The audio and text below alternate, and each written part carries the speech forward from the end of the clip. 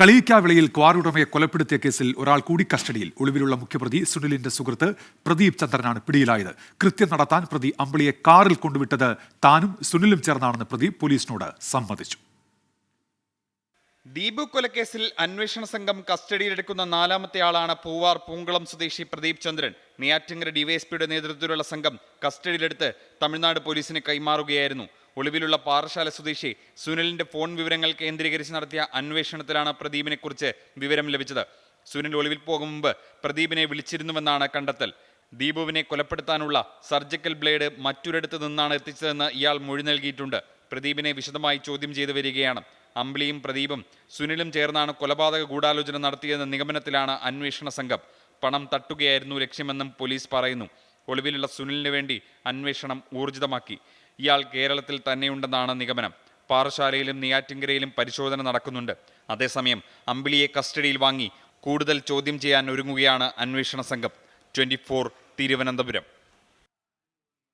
കൊലപാതകവുമായി ബന്ധപ്പെട്ട് കൂടുതൽ വിവരങ്ങൾ ഇപ്പോൾ പുറത്തു വരുന്നുണ്ട്. ക്വാറി ഉടമ ദീപുവിന്റെ കൊലപാതകത്തിൽ മുഖ്യ ആസൂത്രണം നടത്തിയത് സജികുമാർ എന്ന അമ്പിളി എന്ന് പോലീസ് ഇപ്പോൾ പറയുന്നു.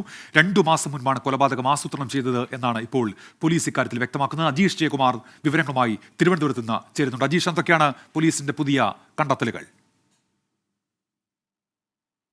ഉന്മേഷ, ഈ കൊലപാതക കേസിൽ ഇപ്പോൾ ഒരു വ്യക്തത ഏതാണ്ട് വരികയാണ്. ഈ ഇന്നലെ വരെ പോലീസ് കരുതിയിരുന്നത് ഈ ഒളിവിലുള്ള മെഡിക്കൽ ഉപകരണങ്ങളുടെ ഡീലറായ സുനിൽകുമാറാണ് ഈ കേസിലെ മുഖ്യ ആസൂത്രകൻ എന്നായിരുന്നു. പക്ഷേ ഇന്ന് ഇപ്പോൾ ഈ നാലാമതെടുത്ത കസ്റ്റഡിയിലെടുത്തയാളെ പ്രദീപ് ചന്ദ്രനെ ചോദ്യം ചെയ്തതിൽ നിന്നാണ് നിർണായക വിവരങ്ങൾ പോലീസിന് കിട്ടിയിരിക്കുന്നത്. ഈ കേസിലെ അതായത് ആദ്യം അറസ്റ്റിലായിട്ടുള്ള സജികുമാർ എന്ന അമ്പിളി തന്നെയാണ് ഈ കൊലപാതകം ആസൂത്രണം ചെയ്ത് നടപ്പിലാക്കിയെന്നൊരു വിവരമാണ് പോലീസ് പുറത്തുവിടുന്നത്. കാരണം 2 മാസങ്ങൾക്ക് മുമ്പ് തന്നെ ഈ ദീപുവിനെ കൊലപ്പെടുത്തണമെന്ന ഉദ്ദേശം ഈ അമ്പിളിക്ക് ഉണ്ടായിരുന്നു. ഒരു മാസം മുമ്പായിരുന്നു ഈ പാറശാല സ്വദേശിയായ സുനിലിനെ ഈ അമ്പിളി പരിചയപ്പെടുന്നത്. അതൊരു മദ്യപാന സദസ്സിനിടയിലായിരുന്നു ഈ ഒരു പരിചയം. പിന്നീട് ഇവർ തമ്മിൽ അടുക്കുകയായിരുന്നു. വീണ്ടും ഒരു മദ്യപാന സദസ്സിനിടയിൽ തനിക്കൊരാളെ കൊല്ലാനുണ്ടെന്നൊരു കാര്യം ഈ അമ്പിളി സുനിലിനോട് പറഞ്ഞെങ്കിലും അതൊരു തമാശയായിട്ടാണ് സുനിൽ കണ്ടത്. പിന്നീട് ഒരിക്കൽ ഈ കൊലപാതകത്തിന് വേണ്ടിയിട്ടുള്ള സമയം നോക്കിയിരിക്കുകയായിരുന്നു. അങ്ങനെയാണ് ഈ JCB വാങ്ങാൻ പൊള്ളാച്ചിക്ക് പോകുന്നതും 10 ലക്ഷം രൂപ ഒപ്പം കരുതുന്നത് അടക്കമുള്ള കാര്യം കിട്ടുന്നത്. ഈ ദീപു മോഹൻ സമ്പന്നനാണ്. ഇയാളിൽ നിന്ന് പണം തട്ടുക തന്നെയായിരുന്നു അമ്പിളിയുടെ ലക്ഷ്യം. അങ്ങനെയാണ് ഈ പൊള്ളാച്ചിയിലേക്ക് പോകുന്ന ഈ ദിവസം തന്നെ അമ്പിളി തിരഞ്ഞെടുത്തത്. ഇതിനു വേണ്ടിയിട്ട് സുനിൽകുമാറിനെ ഈ കൊലപാതകത്തിന് വേണ്ടിയിട്ടുള്ള സാധനങ്ങൾ നൽകാൻ ഈ അമ്പിളി വിളിച്ചാവശ്യപ്പെട്ടു. അങ്ങനെയാണ് ഈ സർജിക്കൽ ബ്ലേഡും ഒപ്പം തന്നെ ഗ്ലൗസും ക്ലോറോഫോം അടക്കമുള്ള സാധനങ്ങൾ സുനിൽകുമാർ നൽകുന്നത്. ഈ കൊലപാതക ദിവസം 24-ാം തീയതി രാത്രി ഈ അമ്പിളിയെ സുനിൽകുമാറും ഈ പ്രദീപ് ചന്ദ്രനും ഒരുമിച്ച് ചേർന്നാണ് കാറിൽ ഈ അമരവിളയിൽ കൊണ്ടെത്തിച്ചത്.